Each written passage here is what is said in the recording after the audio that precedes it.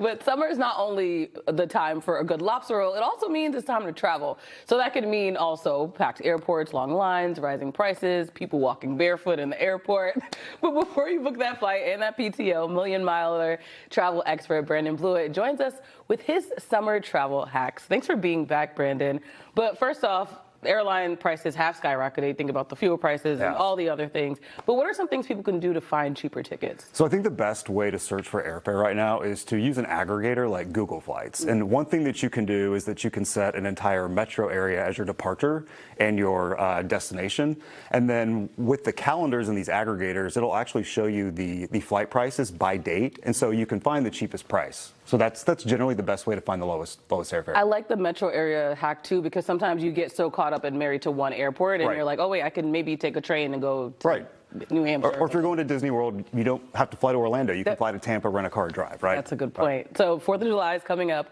What are the best places and times to arrive and leave, thinking about everyone getting on the road? I would say that the best time to fly in the summer, we get a lot of rainstorms, and that can create a lot of havoc within the airlines network. The first flight in the morning is typically going to be the most guaranteed to be on time. Any maintenance or crew issues are going to be ironed out the day before, and storms typically aren't in the morning. I would say as far as dates that are best to travel, typically if you actually travel on the holiday itself, it's going to be a little bit less crowded in the airport. I know for the 4th that's a little complicated because everybody wants to watch the fireworks, but sometimes you'll find better airfares and the airport's going to be a little bit less hectic with the people and the craziness. I like that. I would have never thought about that. So overall, what are some common mistakes that you see when people are traveling on a regular? I think the biggest thing that people do is say, I only need to be there an hour before, and they don't pay attention to traffic patterns. The things that you need to factor in: how long is it going to take you to get to your parking spot?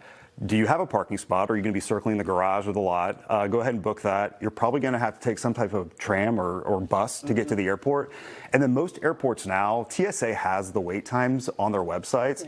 Go ahead and look at what those times are on busy holidays, and then just add 30 or 45 minutes, so that way you have some breathing room. That's smart planning ahead, because even when you take the ride share to the airport and they now have designated spots, you still have to figure out how to walk to your terminal. So there's a lot of planning that's needed.